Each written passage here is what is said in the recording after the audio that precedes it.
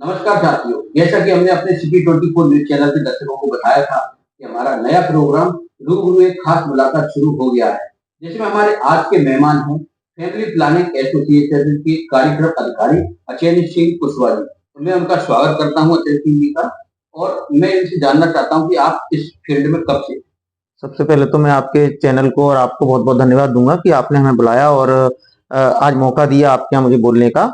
तो मेरा नाम है अक्षेंद्र सिंह कुशवाहा और मैं फैमिली प्लानिंग जो एक एसोसिएशन है, अंतर्राष्ट्रीय संस्था है, उसमें कार्यक्रम अधिकारी के उस पे कार्य कर रहा हूँ और पिछले 16-17 सालों से मैं वहाँ पे काम कर रहा हूँ और कई सारे मुद्दे इसमें हम लोगों के पास आते हैं, सामाजिक तौर पे आते हैं, स्वास्थ्य से संबंधित आते हैं, एजुकेशन के संबंधित आते हैं, युवाओं के साथ मिलके काम करना रहता है हमको।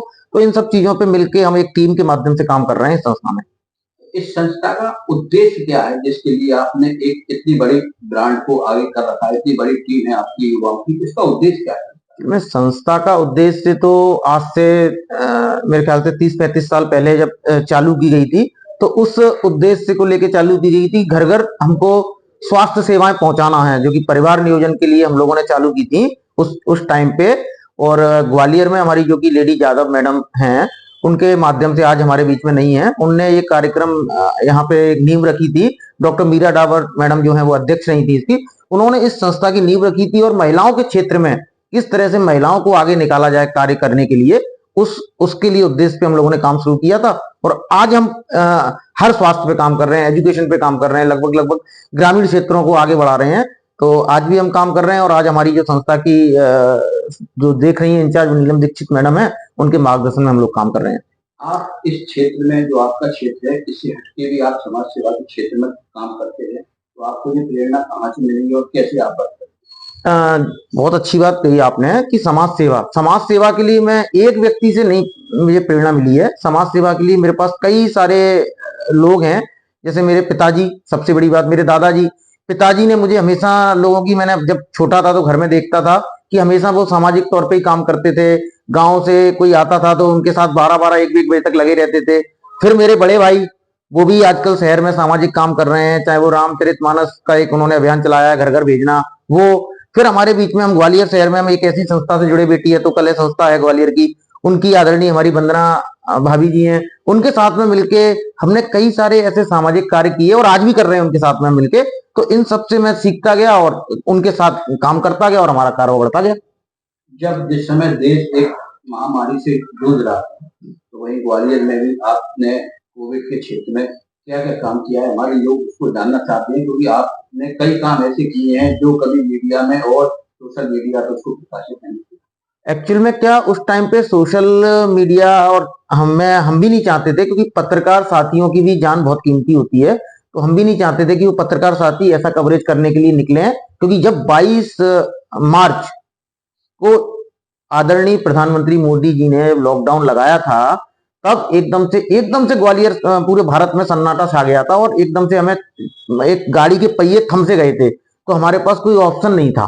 धीरे धीरे धीरे हम लोगों ने उसको मैनेज किया, हमारी पूरी भारत सरकार ने मैनेज किया, जिला प्रशासन ने अपनी तरीके से मैनेज किया, पत्रकार साथियों ने। तो वो जो जरूरत थी, जैसे उस टाइम पे ऑक्सीजन एकदम से नहीं अवेलेबल हो पाती थी, लोगों को खाना नहीं मिल पा रहा था, और सबसे बड़ी दिक्कत क्या आई थी, जैसे ही अभी आप किसी भी जगह जाओगे और आप अगर कह दोगे इस बिल्डिंग में बम है, उसमें भड़कम मच जाएगा। भले ही आप एक एक करके निकलोगे तो आप आराम से निकल सकते हो, लेकिन आपने कह दिया बम है तो सबके सब एकदम से, तो वही हुआ था। लोग ऐसे भग रहे थे जैसे अब बचेंगे ही नहीं। तो लोगों को यहाँ से वहां शिफ्ट कराना, कोई बंबई में है, कोई पुणे में है, कोई हमारे गांव में फंसा हुआ है, तो उन लोगों को हम लोग, हमारी संस्था है बेटी है तो कल संस्था, family planning association of India है, इन लोगों के साथ में मिलकर हम लोगों ने खाना उपलब्ध कराया। हम लोगों ने मरीजों के डाटा इकट्ठे करे, कोविड पेशेंट कहाँ हैं उनको ढूंढा, उनको भर्ती कराया। मतलब जो भी लगता था हम लोगों ने, हमारी वंदना भाभी ने हमारे साथ में उसमें लगातार हमारे साथ काम किया। तो ये सब चीजें एक बहुत बड़ा मुद्दा था, जिनको हम दिखाना भी नहीं चाहते थे मीडिया के माध्यम से, कि उस टाइम पे कि क्या दिखाना मीडिया में, लेकिन काम बहुत जरूरी था। और उस टाइम पे ना तो कोई भारतीय जनता पार्टी का व्यक्ति था, ना कोई कांग्रेस का व्यक्ति था, केवल एक ही व्यक्ति था कि ग्वालियर की जनता और हमें भारत सरकार की जनता को, हम लोगों को बचाना था, सबका एक ही उद्देश्य था। इस उद्देश्य को लेकर आपको कई बार जिला प्रशासन ने, स्वास्थ्य प्रशासन ने सम्मानित भी किया है, तो आप उस चीज को कैसा महसूस करते हैं और युवाओं को क्या संदेश देंगे? एक्चुअल में सम्मानित करना भी एक हौसला उपजाऊ करना होता है। हम लोग काम करते हैं और जैसा कि आज आप अपने चैनल के माध्यम से मुझे दिखा रहे हैं, तो कहीं जो लोग देखेंगे मुझे हौसला बढ़ाएंगे हमारा। तो उससे क्या होता है ना, युवाओं को आजकल, जैसे मैं युवा हूं, मेरी युवाओं की एक टीम है।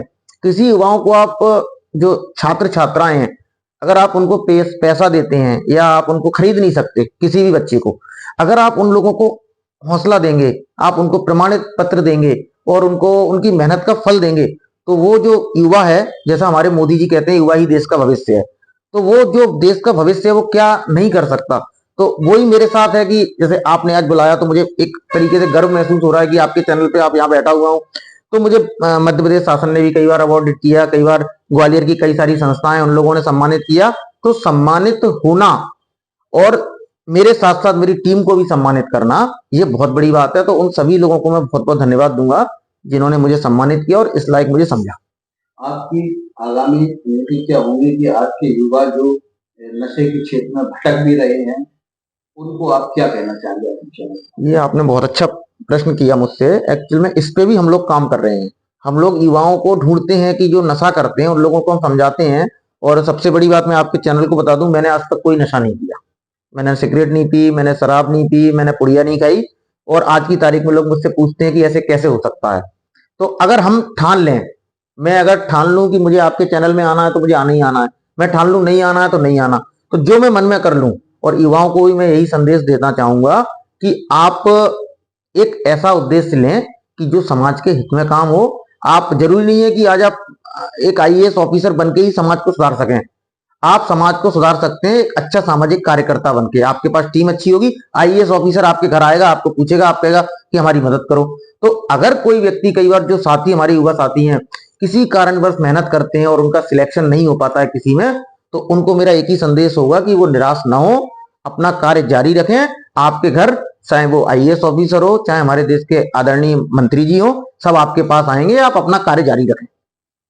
आज की इस दिनचर्या में अभी आपकी जो संस्था है फैमिली प्लानिंग एसोसिएशन, उसमें जो एक महिलाओं की टीम है, तो आप उनको क्या केवल स्वास्थ्य के क्षेत्र में जानकारी देते हैं या ऐसी जानकारी भी देते हैं कि जिससे उनके परिवार में अगर कोई कभी विवाद हो या परिवार की कोई समस्या हो, वो क्या है कि डॉक्टरों को भगवान मानते हैं, डॉक्टरों से बात करते हैं। तो आपके सामने कभी ऐसा कोई मसला आया है, ऐसा कोई कभी आया है कि आपने उनकी मदद की? बहुत अच्छी बात कही। कई बार ऐसे मुद्दे आते हैं, कई गोपनीय मुद्दे रहते हैं जिनको अपन सार्वजनिक नहीं कर सकते, लेकिन ऐसे फैमिली प्लानिंग मुद्दे आते हैं जिसमें हमारी काउंसलर हैं जो, वो उनको समझाइश देती हैं। हमारी इंचार्ज हैं, वो उनको समझाइश देती हैं। कई बार ऐसे ऐसे मुद्दे आ जाते हैं, ऐसे ऐसे मुद्दे आ जाते हैं जो कि हैंडल करना बड़ा टिपिकल होता है। परिवार में विवाद हो जाता है, कई बार पति पत्नी का विवाद हो जाता है, तो वो छोड़ना चाहते हैं परिवार। तो ऐसे मुद्दे अपने को समझाने पड़ते हैं, हैंडल करने पड़ते हैं। जैसे अभी एक मुद्दा आया, एक लड़की थी, बड़ी पारिवारिक रूप से बड़ी परेशान थी। तो हमने उस लड़की को, बेटी है तो कल संस्था को जब बताया, तो वहां की जो अध्यक्ष हैं आदरणीय वंदना भाभी जी, उन्होंने उसकी मदद की और उसको सही जगह तक पहुंचाया।